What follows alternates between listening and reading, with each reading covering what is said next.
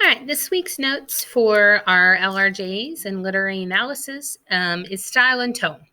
Style and tone. So if at any time during this presentation you need to pause the video to jot down these notes, you can. Then feel free to continue when you're ready. All right, style. Style, when we talk about style in writing, we're talking about the distinctive way that an author handles language, the way language is presented. And you guys pick up on style even though you don't realize it when you're younger, because there are some books that you love. You love the way they're written, they call out to you. You like how fast you can read it. Or there's something about it that just intrigues you. And then there are authors and books that you're like, oh gosh, no, like that one's too wordy, or it's too long, or he's boring. All of those things are tied to style. When we listen to a speaker, whether it be the narrator or the author's thoughts or a character, several things help us determine their style. And this is the case with people we just talked to as well. When we talk to someone, their tone of voice, the way they say their words, their inflection, what they emphasize, and their body language gives us clues as to what they mean. So we know when someone's being sarcastic. We know when someone really doesn't mean what they're saying. We know when someone is tired. We know when they're excited. We know all of these different things because we have these visual clues. Well, the problem with that in a story is you don't get the visual. All you have are those words on a flat page, and you have to rely on other things that kind of clue you into style. So when we analyze style, the clues that we're looking for are things like word choice or diction. This is like, when an author maybe chooses to use a curse word instead of just saying it normal, or when an author chooses to maybe describe something versus just tell you what it is. All of these things tie into that word choice, and that gives you an idea of their style. They're figures of speech. So if they use similes and metaphors and onomatopoeias and allusions and idioms and things like that, that can tell you a little bit about the author as well. Sometimes it's in the devices that they use, whether they're literary devices like setting and characterization and point of view, those things we've talked about so far, or rhetorical devices, ethos, pathos, and logos. Are they trying to persuade you? Are they trying to inform you? Are they using the setting in a certain way? Are they using certain characters for something? All of that can clue us into style. Syntax, or the structure of sentences, can do that as well. If you've ever read anything by Charles Dickens, he's the guy who wrote A Christmas Carol, A Tale of Two Cities, and Great Expectations. His sentences are really long. The man was paid by the word, and he sure as heck used them. So he structures his sentences like crazy with semicolons and commas and fanboys and clauses and all of those things. Whereas maybe some of our, younger books like Dr. Seuss and Diary of a Wimpy Kid, those sentence structures are much more simple because they're geared towards little kids. So sometimes it's in the way the sentence is structured that can give us a clue towards style. And the arrangements of paragraphs. Some authors want to describe their character first. Some want to jump right into the action. Some want to do flashbacks and or some foreshadowing. So you see kind of their style based upon how they arrange those things. So it requires us, the readers, to look very, very closely and at every conceivable aspect of language in order to arrive at what we feel like is the style of a work. Tone.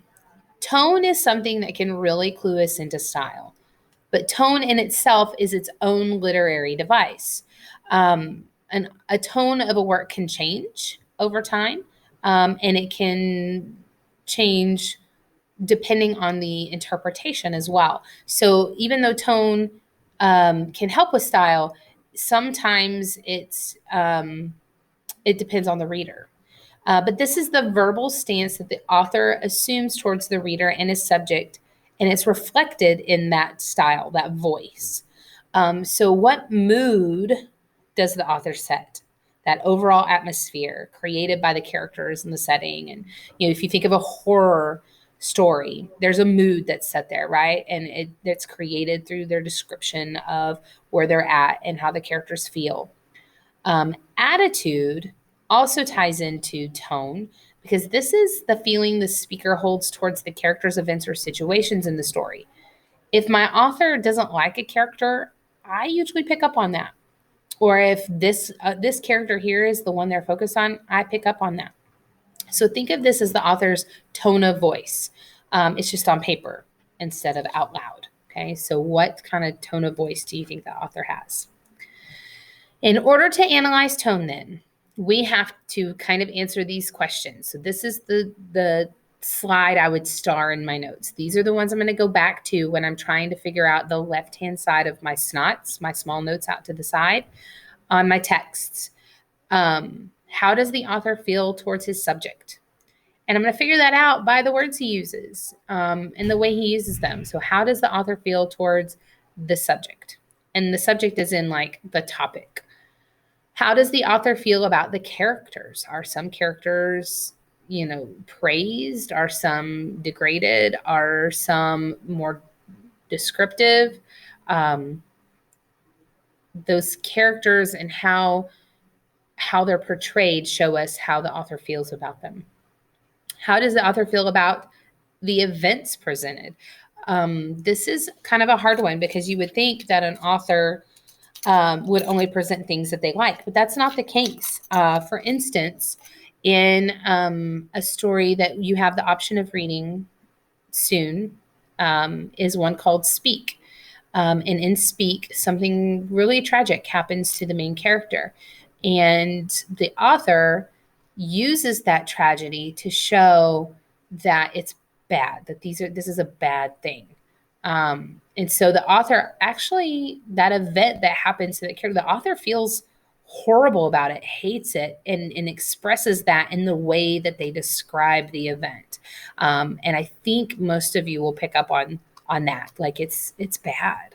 And we don't want to like that event because the author doesn't like it. How does the author feel about his audience or readers? Some authors think we're stupid. They just do. They over describe things. They like simplify, they define. And some people like that kind of writing. Some people don't. Some authors expect us to be super knowledgeable about something. So they don't describe and we have to kind of figure it out. Some authors feel like their audience is right along there with them and we're experiencing it all together. So just kind of how the author feels about the audience could affect the tone for sure, because are they being sarcastic with me? Are they, treating me like a kindergartner? Like how does that feel? But then it can also lead to their style as well, because if an author continually does that same kind of thing, whatever it is, then that's their style. Can or does the author have different feelings for his subject and or his audience? And do those feelings change? Sometimes we start out feeling one way about a character, and then over the course of the book, that character itself changes, and therefore our feelings change, and that's okay. The same with the subject. Some authors like to broach 4 or 5 different subjects. Some like one that they just kind of, kick around the entire book. All of those things kind of fall into what type of tone. And then does the narrator feel the same as the author? Remember that the person speaking, even if it's not giving a character name, is not the author. Authors do not put themselves in their writing. They may model a character after themselves, or they may connect with a character in some way, but they very rarely make themselves a part of. Otherwise, they wouldn't be writing fiction, right? They'd be writing literary nonfiction where they are telling something from their life. So the authors that we're looking at for fictional literature, they're not going to put themselves in there. So that narrator may